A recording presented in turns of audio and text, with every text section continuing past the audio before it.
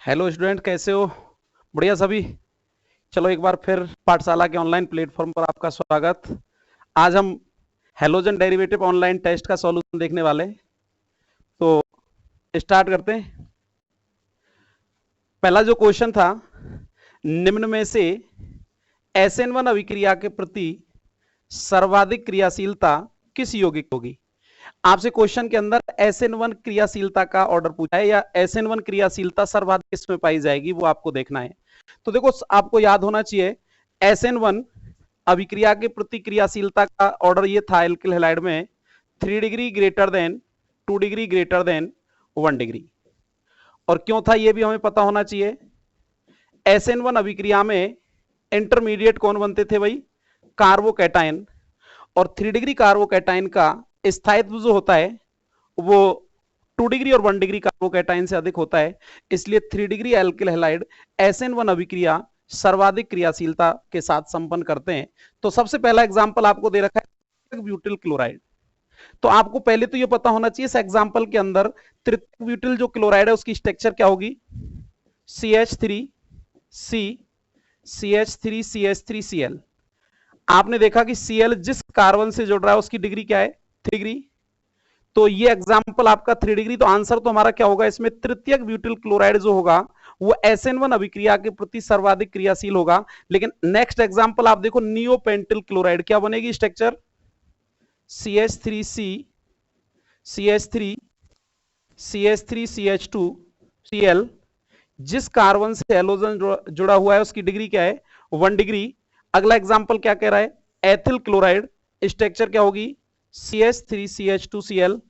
जिस कार्बन से हेलोजन जुड़ा हुआ है डिग्री क्या है? 1 डिग्री। और लास्ट आइसोप्रोपिल। तो आइसोप्रोपिल क्लोराइड की स्ट्रक्चर CH3CH CH3Cl। जिस कार्बन से हेलोजन जुड़ा हुआ है उसकी डिग्री क्या होगी? 2 डिग्री। और हम जानते हैं SN1 अभिक्रिया सर्वाधिक किसके अंदर देखने को मिलेगी? 3 डिग्री एल्किल हैलाइड में। और आपके इन चारों ऑप्शनों में जो ऑप्शन नंबर फर्स्ट है ए, वो 3 डिग्री एल्किल हैलाइड का एग्जांपल है।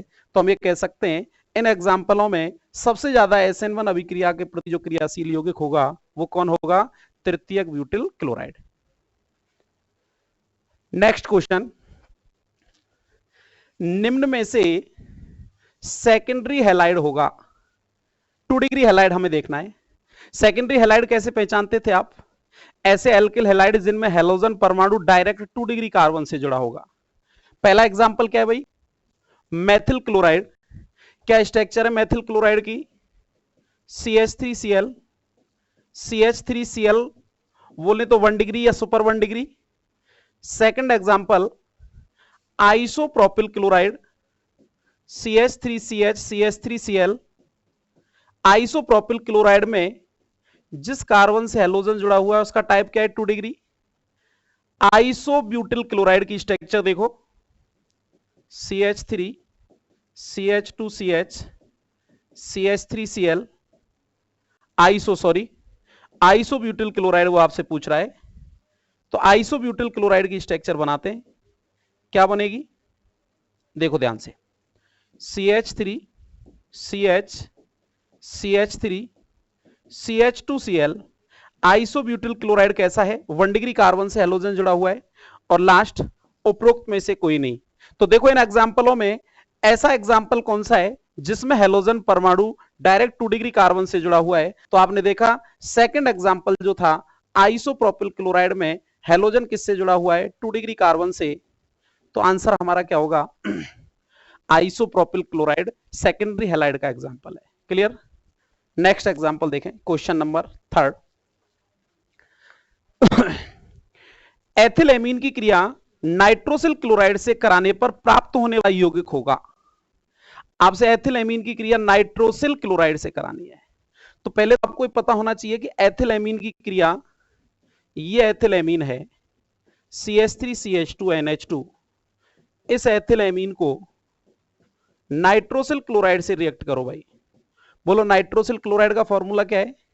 NOCl। क्या लिखेंगे? N double bond O Cl। Gun किया, देखो यहां से H2 और यहां से O, H2O बाहर निकालेंगे, यहां से N, यहां से N, N2 बाहर निकला, एथिल पर कौन आके जुड़ेगा? Cl, और प्रोडक्ट बनेगा CH3CH2Cl। नाम क्या होगा इसका? Ethyl chloride. तो आपका जो आंसर होगा, एथिल एमीन जब भी नाइट्रोसिल क्लोराइड के साथ रिएक्ट करेगा, नाइट्रोसिल क्लोराइड बोले तो NOCl के साथ, तो प्राप्त होने वाला उत्पाद क्या होगा? क्या होगा भाई? Ethyl chloride. आपके ऑप्शन में है क्या कहीं एथिल क्लोराइड? तो आपका करेक्ट आंसर क्या होगा? बी। हमारा आंसर क्या हो जाएगा? Ethyl chloride. Clear? Next question की ओर चलें। क्वेश्चन पहले क्या कह रहा है? क्वेश्चन कह रहा है कि मेथिल क्लोराइड के दो अणु शुष्क ईथर की उपस्थिति में सोडियम धातु से क्रिया करके एथेन बनाते हैं, तो इस अभिक्रिया को किस नाम से जाना जाता है? बड़ी इंपॉर्टेंट रिएक्शन थी। मेथिल ब्रोमाइड बोले तो एल्किल हैलाइड के कितने अणु काम में लेते? दो। प्रेजेंस किसकी है? शुष्क ईथर की। और क्या बना रहे हैं? एथेन। देखो मेथिल ब्रोमाइड से एथेन बन रहा है। याद करो, जब भी एल्किल हैलाइड से डबल कार्बन की एल्केन बनती थी, किस धातु के साथ क्रिया करने पर? सोडियम धातु के साथ क्रिया और शुष्क ईथर की उपस्थिति। रिएक्शन याद है? देख लो एक बार, रिएक्शन आपको याद आ जाएगी। मेथिल ब्रोमाइड CH3Br, CH3Br, दो अणु सोडियम धातु से क्रिया करें, ड्राई ईथर की उपस्थिति में क्या बाहर निकलेगा? बोलो। NaBr, और ये दोनों CH3 आपस में जुड़ेंगे और CH3CH3 क्या बनेगा? एथेन। ये वो कह रहा है किसका निर्माण हो रहा है? एथेन का।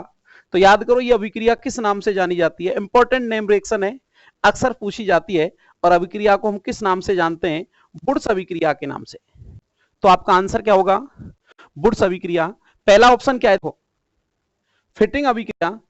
तो फिटिंग अभिक्रिया तो आंसर क्यों नहीं होगा? क्योंकि फिटिंग अभिक्रिया में क्या होता था?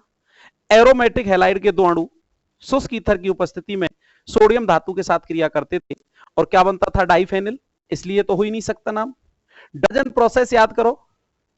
एल्किल क्लोराइड बनाने की सर्वश्रेष्ठ विधि आपने पढ़ी। तो आप एल्कोहल की क्रिया किसके साथ याद है? निर्जल ZCl2 की उपस्थिति में, सॉरी प्रीडीन क्षार की उपस्थिति में किससे कराते थे? SOCl2 से। तो एल्किल क्लोराइड बनता था और उस प्रोसेस को हम डार्जन प्रोसेस कहते हैं, इसलिए ये भी इसका आंसर नहीं हो सकता। और होन्सिडीकर अभिक्रिया तो हो ही नहीं सकता। क्यों? होन्सिडीकर अभिक्रिया क्या कहती है? Silver salt of carboxylic acid react with Br2 in presence of CCl4 to form alkyl bromide. Carboxylic अम्ल के सिल्वर लवण CCl4 की उपस्थिति में जब Br2 से क्रिया करेंगे तो एल्किल ब्रोमाइड बनेंगे। इस अभिक्रिया को हम होन्सिडीकर अभिक्रिया के नाम से जानते हैं। तो इसमें भी एथेन नहीं बनेगी, इसलिए आंसर आपका, सॉरी इसमें भी एथेन नहीं बनेगी, तो आपका आंसर क्या है इसमें? इस अभिक्रिया का नाम क्या होगा भाई? वुड्स अभिक्रिया। तो करेक्ट आंसर क्या होगा? सी। नेक्स्ट क्वेश्चन देखो, क्वेश्चन पढ़ो स्क्रीन पर क्या कह रहा है। एथिल अल्कोहल की क्रिया प्रीडीन क्षार की उपस्थिति में थायोनिल क्लोराइड, प्रीडीन क्षार, ठीक है, अल्कोहल की क्रिया प्रीडीन क्षार की उपस्थिति में थायोनिल क्लोराइड से कराने पर प्राप्त होने वाला उत्पाद। आप एथिल अल्कोहल को किसके साथ रिएक्ट करना है? थायोनिल क्लोराइड के साथ। बोलो थायोनिल क्लोराइड का फॉर्मूला वही SOCl2 और उपस्थिति प्रीडीन क्षार की। अभी जस्ट हम बात कर रहे थे, इस अभिक्रिया को एक नाम से जाना गया, डार्जन प्रोसेस, डार्जन प्रक्रम। और ये एल्किल क्लोराइड बनाने का सर्वश्रेष्ठ मेथड है।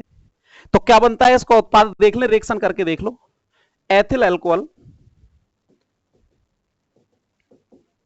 React with SOCl2 in presence of pyridine. ठीक है भाई, क्या होगा? यहां से O, यहां से SO, SO2 गैस बाहर, यहां से Cl, यहां से H, HCl बाहर, और एथिल पर कौन आके जुड़ेगा? Cl। तो उत्पाद क्या बनेगा? बोलो क्या नाम है इसका? Ethyl chloride. है क्या ऑप्शन में कहीं? आपका आंसर क्या होगा? डी। क्या बनेगा इस अभिक्रिया में? प्राप्त होने वाला उत्पाद पूछा है, तो इसमें प्राप्त होने वाला उत्पाद कौन होगा? Ethyl chloride. अगर वो इस अभिक्रिया का नाम पूछता तो क्या होता है इस रिएक्शन का नाम? रिएक्शन का नाम डार्जन प्रक्रम। क्लियर? नेक्स्ट क्वेश्चन करते हैं। क्वेश्चन पढ़ो पहले स्क्रीन पर क्या कह रहा है। SN1 अभिक्रिया में मध्यवर्ती के रूप में प्राप्त होने वाला यौगिक, मध्यवर्ती कौन बनता है SN1 अभिक्रिया में? क्वेश्चन ये पूछा गया। SN1 अभिक्रिया और मध्यवर्ती, तो याद करो SN1 अभिक्रिया में मध्यवर्ती हमेशा क्या बनेंगे? कार्बोकैटायन। याद है ना? क्योंकि SN1 के बारे में अगर आपको बात करें तो फर्स्ट स्टेप में क्या करते थे आप? एल्किल हैलाइड को इस स्लो स्टेप में आयनित करते थे ऐसे, और क्या बनता था? CH3 positive plus Cl negative. और ये जो CH3 बना ये कौन है? पॉजिटिव फॉर्म में, इसलिए मध्यवर्ती कौन बना? कार्बोकैटायन। तो याद रखना SN1 अभिक्रिया में मध्यवर्ती की फॉर्म में किसका निर्माण होता है? कार्बोकैटायन का। और हम ये बात पहले भी डिस्कस कर चुके, चूंकि SN1 में इंटरमीडिएट कार्बोकैटायन बनते हैं, इसलिए SN1 अभिक्रिया के प्रति एल्किल हैलाइडों की क्रियाशीलता का जो क्रम होगा क्या होगा? 3 degree alkyl halide greater than 2 degree alkyl halide greater than 1 degree alkyl halide. ठीक है, नेक्स्ट क्वेश्चन देखो। क्वेश्चन पढ़ें पहले एक बार स्क्रीन पर। सिल्वर एसीटेट की क्रिया कार्बन टेट्राक्लोराइड की उपस्थिति में ब्रोमीन से कराने पर प्राप्त होने वाला उत्पाद। याद करो सिल्वर एसीटेट कौन है? अम्ल का सिल्वर लवण है। क्रिया किससे हो रही है? कार्बन टेट्राक्लोराइड की उपस्थिति में रिएक्शन हो रही है Br2 से ब्रोमीन से। पहले तो ये बताओ इस रिएक्शन का नाम क्या है? याद आया कुछ? रिएक्शन किस नाम से जानी जाएगी? हुंसडीकर अभिक्रिया। ठीक है, तो हुंसडीकर अभिक्रिया में सिल्वर एसीटेट की क्रिया आप जब किससे कराएंगे? Br2 से। तो क्या बनेगा? इसने प्राप्त होने वाला उत्पाद पूछा है, बनने वाला उत्पाद पहचानना है। देखो पहले एक बार क्या बनता है। सिल्वर एसीटेट को कैसे लिखेंगे? CH3CO OAG, ये सिल्वर एसीटेट है। किसके साथ रिएक्ट करवा रहा है? CCl4 की उपस्थिति में ब्रोमीन से क्रिया करवा रहा है, तो Br2 से क्रिया कराओ, उपस्थिति CCl4, क्या लेगा बोलो? AgBr बाहर और ये CO2 बाहर। बोलो मैथिल पर कौन आके जुड़ेगा? Br। और जैसी मैथिल पर Br जोड़ेंगे उत्पाद का नाम मैथिल ब्रोमाइड। उसने आपसे प्राप्त होने वाले उत्पाद का ही नाम पूछा है। बोलो प्राप्त होने वाला उत्पाद क्या होगा? Methyl bromide. तो आपका आंसर करेक्ट क्या होगा? Option B. क्या बनेगा इस अभिक्रिया में? Methyl bromide. इस अभिक्रिया के बारे में दो बातें आप पढ़ के आए। पहली बात, ये एल्किल ब्रोमाइड बनाने का सर्वश्रेष्ठ मेथड है। कौन सा? हुंसडीकर अभिक्रिया। क्या है हुंसडीकर अभिक्रिया? कार्बोक्सिलिक अम्ल के सिल्वर लवण की क्रिया CCl4 की प्रेजेंस में किससे करा रहे हैं आप? Br2 से। ठीक है, और उत्पाद क्या बन रहा है? Alkyl bromide. एक कम कार्बन का एल्किल ब्रोमाइड बनता है। एल्किल ब्रोमाइड बनाने का सर्वश्रेष्ठ मेथड है। और इस रिएक्शन के अंदर हमने दो बातें की। एक तो इस रिएक्शन में CO2 गैस बाहर निकलती है। CO2 गैस का बाहर निकलना क्या कहलाता है? बीकार्बोक्सिलीकरण। और दूसरी हमने बात की कि इस अभिक्रिया में ब्रोमीन का योग होता है, ब्रोमीन जुड़ता है, और ब्रोमीन का जुड़ना क्या कहलाता है? ब्रोमीनीकरण। तो इस रिएक्शन में दो काम हो रहे हैं। CO2 बाहर निकल रही है, ब्रोमीन जुड़ रही है। CO2 का बाहर निकलना बीकार्बोक्सिलीकरण और ब्रोमीन का जुड़ना ब्रोमीनीकरण। तो इस रिएक्शन को हुंसडीकर के अलावा एक और नाम से पूछ लिया जाता है कई बार एग्जाम में, और वो नाम क्या है? बीकार्बोक्सिलीकरण डैश ब्रोमीनीकरण। तो याद रखना बीकार्बोक्सिलीकरण डैश ब्रोमीनीकरण अभिक्रिया है तो भी वो हुंसडीकर अभिक्रिया होगी। और इसमें हमेशा क्या बनते हैं? Always alkyl bromide. इस क्वेश्चन के अकॉर्डिंग जो रिएक्शन दी है उसमें क्या बन रहा है? मैथिल ब्रोमाइड। तो आपका आंसर क्या हो जाएगा? Maithil bromide. Clear? Next question पढ़ें आप। देखो क्वेश्चन क्या कह रहा है स्क्रीन पर। नाविक स्नेही प्रतिस्थापन अभिक्रियाओं के प्रति सर्वाधिक क्रियाशील यौगिक कौन सा होगा? अब आपने नाविक स्नेही प्रतिस्थापन अभिक्रियाओं के प्रति हैलोजन व्युत्पन्नों की क्रियाशीलता का क्रम आपने पढ़ा, तो याद करो हैलोजन व्युत्पन्नों में क्रियाशीलता का क्रम क्या था। देखो मैं आपको याद दिलाऊं, सबसे ज्यादा जो क्रियाशील होता है नंबर 1 वो होते हैं वेंजिल हैलाइड, या ऐसे में लिखूं वेंजिल क्लोराइड। उससे कम क्रियाशील होते हैं एल्किल क्लोराइड, और सबसे कम क्रियाशील होते हैं एरिल हैलाइड। क्लोराइड जरूर नहीं है, हैलाइड। क्लोराइड में लिख दिया है, आप कोई भी हैलाइड यूज कर सकते हो। यानी नाविक स्नेही प्रतिस्थापन अभिक्रियाओं के प्रति सबसे ज्यादा क्रियाशीलता आप पढ़ के आए बेंजिल हैलाइड की होगी। अब इसके अंदर देखो आंसर हमारा जो होगा वो क्या होगा, वेंजिल हैलाइड का प्रकार कौन सा है इसमें, सी वेंजिल क्लोराइड। अब क्यों होता है ये आप चैप्टर में पढ़ चुके डिटेल में, फिर भी आप देख लो। देखो बेंजिल क्लोराइड जो होगा उसकी स्ट्रक्चर ये होगी, रिंग पर CH2 और CH2 पर होगा Cl। ठीक है भाई। और इस स्ट्रक्चर में हम जब बात करेंगे एसएन अभिक्रियाओं की, नाविक स्नेही प्रतिस्थापन अभिक्रियाओं की, तो ये CX बॉन्ड ब्रेक होगा, X नेगेटिव और C पॉजिटिव वाला पोर्शन बनेगा। बोले तो मैं ऐसे कह सकता हूं कि यहां जो मध्यवर्ती बनेगा वो ये बनेगा बेंजिल कार्बोकैटायन, ये जिसकी अन्नादि संरचना आप चैप्टर में पढ़ रहे हो। ये बेंजिल कार्बोकैटायन अपने आप को किसके द्वारा, अनुनाद के द्वारा कैसा कर लेता है भाई, स्थायी। और आप जानते हैं किसी अभिक्रिया का मध्यवर्ती जितना अधिक स्टेबल होगा उस अभिक्रिया की क्रियाशीलता उतनी ही अधिक होगी। देखो क्लोरोबेंजीन में जो बनने वाला है वो फेनिल धनायन बनने वाला है जो कि अस्थायी होता है। एथिल क्लोराइड में जो बनने वाला है वो एथिल कार्बोकैटायन बनता है, और आइसोप्रोपिल क्लोराइड में जो बनेगा वो आइसोप्रोपिल कार्बोकैटायन बनेगा। चूंकि एथिल और आइसोप्रोपिल कार्बोकैटायन की तुलना में कौन सा कार्बोकैटायन, ये क्या नाम है इसका लिखें तो वेंजिल कार्बोकैटायन, कैसा होता है, अधिक स्थायी होता है। कारण कोई पूछे तो इसमें क्या पाया जाता है, अनुनाद, जो कि हम चैप्टर में डिस्कस कर चुके हैं इसकी अन्नादि संरचनाओं में। तो हम ये कह सकते हैं benzyl halide due to resonance more reactive towards nucleophilic substitution reaction. Benzyl halide जो होते हैं वो अनुनाद के कारण नाविक स्नेही प्रतिस्थापन अभिक्रियाओं के प्रति अधिक क्रियाशील होते हैं, क्योंकि बेंजिल हैलाइड में बनने वाला मध्यवर्ती वेंजिल कार्बोकैटायन होगा, और ये वेंजिल कार्बोकैटायन अपने आप को अनुनाद के द्वारा क्या कर लेता है, स्थायी। इसीलिए ये वेंजिल कार्बोकैटायन मोर स्टेबल इंटरमीडिएट बनेगा और आप क्या हो जाएगा, वेंजिल क्लोराइड।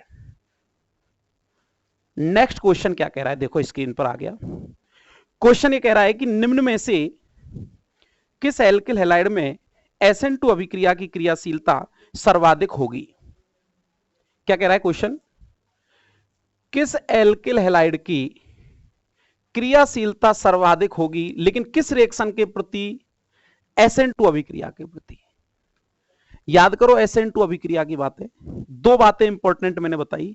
SN2 द्विअणुक एक पद प्रक्रम है, एक शब्द तो हमने ये यूज किया था मैकेनिज्म के अंदर, यानी SN2 अभिक्रिया का वेग दो अणुओं की सांद्रता पर निर्भर करता है, लेकिन अभिक्रिया एक ही पद में संपन्न होती है, पहली बात।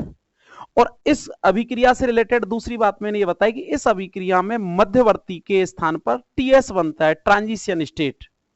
इसलिए SN2 अभिक्रिया के प्रति एल्किल हैलाइडों की जो क्रियाशीलता का क्रम था वो ये था, सबसे ज्यादा क्रियाशीलता मेथिल हैलाइड की, उससे कम क्रियाशीलता 1 डिग्री हैलाइड, उससे कम 2 डिग्री हैलाइड, और उससे कम 3 डिग्री हैलाइड। हमें सर्वाधिक क्रियाशील देखना है, तो पहले तो ये देखो इस एग्जाम्पल में कोई मेथिल हैलाइड का एग्जाम्पल है क्या। अगर मेथिल हैलाइड का उदाहरण नहीं है तो कौन सबसे ज्यादा क्रियाशील होगा, बोलो। 1 डिग्री एल्किल हैलाइड सर्वाधिक क्रियाशील होगा। 1 डिग्री एल्किल हैलाइड अगर नहीं है तो 2 डिग्री एल्किल हैलाइड होगा। आपका पहला ही ऑप्शन क्या कह रहा है, मेथिल क्लोराइड, तो हमारा करेक्ट आंसर होगा ए। मेथिल क्लोराइड सबसे ज्यादा SN2 अभिक्रिया प्रदर्शित करेगा। जबकि तृतीयक ब्यूटिल ब्रोमाइड किस टाइप का हैलाइड है बोलो? 3 डिग्री है। द्वितीयक ब्यूटिल क्लोराइड कैसा हैलाइड है? 2 डिग्री है। और ये ऑप्शन तो हम छोड़ सकते हैं क्योंकि यहां हमारे पास मेथिल हैलाइड का ऑप्शन है। तो SN1 अभिक्रिया SN2 अभिक्रिया सर्वाधिक जो क्रियाशीलता है वो किसमें? मेथिल क्लोराइड के अंदर देखने को मिलेगी। ठीक है, नेक्स्ट क्वेश्चन क्या कह रहा है स्क्रीन पर देखो। बहुत इंपॉर्टेंट रिएक्शन है बोर्ड की दृष्टि से। बोर्ड अक्सर इसका कन्वर्जन पूछता है आपसे कि मेथिल क्लोराइड की क्रिया AgCN से कराने पर प्राप्त होने वाला उत्पाद आपसे पूछा है। याद करो, मेथिल क्लोराइड को किसके साथ रिएक्ट कर रहा है? AgCN के साथ। और बनने वाला उत्पाद क्या होगा? यहां मैंने आपको 2 रिएक्शन बताई। अगर याद करें, एल्किल हैलाइड, इधर लिखता हूं मैं, एल्किल हैलाइड अगर रिएक्ट करे KCN से तो क्या करेंगे? KX बाहर निकलेगा और R पर कौन जुड़ेगा? CN। बोले तो उत्पाद क्या बनेंगे? साइनाइड। और अगर यही रिएक्शन ऐसे आए, RX रिएक्ट करे AgCN से तो बाहर तो क्या निकलने वाला है? वही AgX। और R पर अब CN ना जुड़ के कौन जुड़ेगा? NC। और जब NC जुड़ेगा क्या बनेंगे? Alkyl isocyanide. तो याद रखो, जब भी एल्किल हैलाइड की क्रिया किससे आए? AgCN से, प्रोडक्ट साइनाइड के स्थान पर क्या बनेंगे? आइसोसाइनाइड। तो आपके ऑप्शन में कहीं आइसोसाइनाइड है क्या? आइसोसाइनाइड भी 2 हैं, एक मेथिल का आइसोसाइनाइड, एक एथिल आइसोसाइनाइड। आपका एग्जांपल क्या कह रहा है? Methyl chloride. तो आप मेथिल क्लोराइड की रिएक्शन देख लो। Methyl chloride react with AgCN that is equal to, क्या बाहर निकला भाई? AgCl, कौन जुड़ेगा? NC। और CH3NC जुड़ते ही मेथिल आइसोसाइनाइड। क्लियर? तो आपका जो आंसर होगा वो क्या होगा? C point. Clear? Methyl cyanide बनेगा नहीं, एथिल साइनाइड, साइनाइड तो बनेंगे नहीं। AgCN के साथ याद रखो, बड़ी इंपॉर्टेंट रिएक्शन है, KCN और NaCN अगर होता तो साइनाइड, और AgCN है तो आइसोसाइनाइड। तो आपका आंसर क्या होगा? C, methyl isocyanide. रीजन आप पढ़ चुके क्लास के अंदर, फिर भी आप एक बार सुनो 1 मिनट में। जब जब KCN अटैक करेगा, आयनिक यौगिक होगा, अटैक करने वाला जो CN का जो अवैधत्व ग्रुप है उसमें कार्बन अटैक करके साइनाइड बनाएगा। और यदि यही रिएक्शन एल्किल हैलाइड की इसके साथ होने लगे, AgCN के साथ होने लगे, तो AgCN जो है वो कैसा यौगिक है? सहसंयोजी यौगिक। और सहसंयोजी यौगिक के अंदर नाइट्रोजन के लोन पेयर के द्वारा अटैक होगा, और नाइट्रोजन का जब लोन पेयर अटैक करेगा तो साइनाइड ना बन के आइसोसाइनाइड का फॉर्मेशन होगा। इसलिए हमारा आंसर क्या होगा? Methyl isocyanide. क्लियर? नेक्स्ट। तो ये हमारा लास्ट क्वेश्चन था इस टेस्ट पेपर का। तो इस तरीके से आप हमारे ऑनलाइन टेस्ट सीरीज में बने रहिए और पढ़ते रहिए अच्छे से। Organic chemistry as a mathematics है, जितना आप इन रिएक्शनों को लिख के याद करेंगे, अच्छे से तैयार करेंगे, 100% अच्छे से सीख पाएंगे। रटने का प्रयास ना करें, रिएक्शन के कंसेप्ट को समझने का प्रयास करें। किसी भी रिएक्शन को केवल इतना सा समझना है कि उसमें से कहां से बॉन्ड तोड़ना है और कहां बॉन्ड आके जुड़ेगा। क्यों? क्योंकि जिस स्थान से हम बॉन्ड को ब्रेक करेंगे उसी स्थान पर बॉन्ड का फॉर्मेशन होने वाला है। यानी कुछ पुराने बंधों का टूटना और कुछ नए बंधों का बनना ही क्या कहलाएगा? रिएक्शन। तो याद रखेंगे, ऑर्गेनिक केमिस्ट्री जो होगा वो कंसेप्ट से चलने वाला है, मैथमेटिक्स की तरह चलेगा। एप्लीकेशन इसका पढ़ा जाता है। किसी रिएक्शन को पढ़ने के बाद हम उस रिएक्शन को क्या अप्लाई करते हैं। बच्चा क्या करता है? किसी भी रिएक्शन का हमने एक एग्जांपल लिखा, 2 एग्जांपल लिखा, एग्जांपलों को रटने का प्रयास करता है। हमें एग्जाम्पल को नहीं रटना, एग्जाम्पल के तरीके को, कंसेप्ट को समझना है। एग्जाम्पल हजारों हो सकते हैं। अब इसी एग्जाम्पल की अगर हम चर्चा करें, किसी भी एल्किल हैलाइड से हमें रिएक्शन को इस तरीके से समझना है कि एल्किल हैलाइड जब भी KCN NaCN से क्रिया करेगा हमेशा एल्किल साइनाइड बनेंगे। ये नहीं रटना कि मेथिल क्लोराइड या एथिल क्लोराइड या प्रोपिल क्लोराइड, कोई हो सकता है। क्लियर? क्योंकि रिएक्शन को केवल और केवल 3 तरीके से पूछ सकता है आपसे एग्जाम में।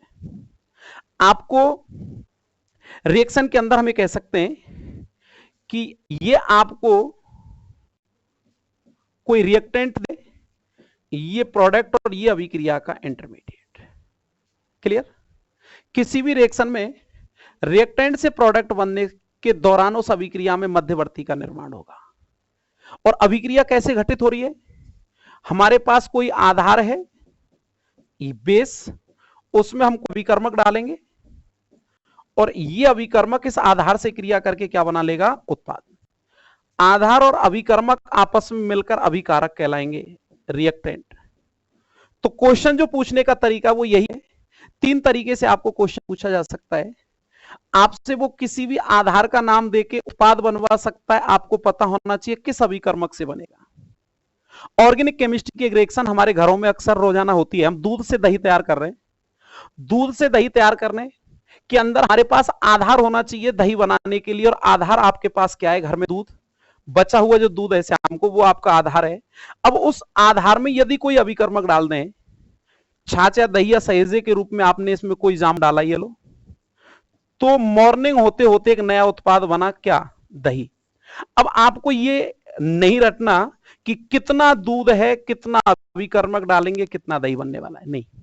जब जब इस आधार में ये अभिकर्मक मिलाया जाएगा, उत्पाद ये बनेगा। क्लियर? अब इस क्वेश्चन को वो 3 तरीके से कैसे होता है, वो आपसे डायरेक्ट आधार से उत्पाद पूछ लेता है, अभिकर्मक आपको बताना होगा। कई बार वो आधार की क्रिया अभिकर्मक से करवाएगा, तो उत्पाद का नाम आपको पता होना चाहिए। और तीसरा, वो कई बार आधार का नाम नहीं देता, अभिकर्मक का नाम देगा, उत्पाद का भी नाम देगा, तब आपको आधार पता होना चाहिए कि रिएक्शन का आधार क्या होगा। क्लियर? तो आज के लिए इतना ही, मिलते हैं नेक्स्ट क्लास में। बहुत बहुत धन्यवाद। जय हिंद, जय भारत।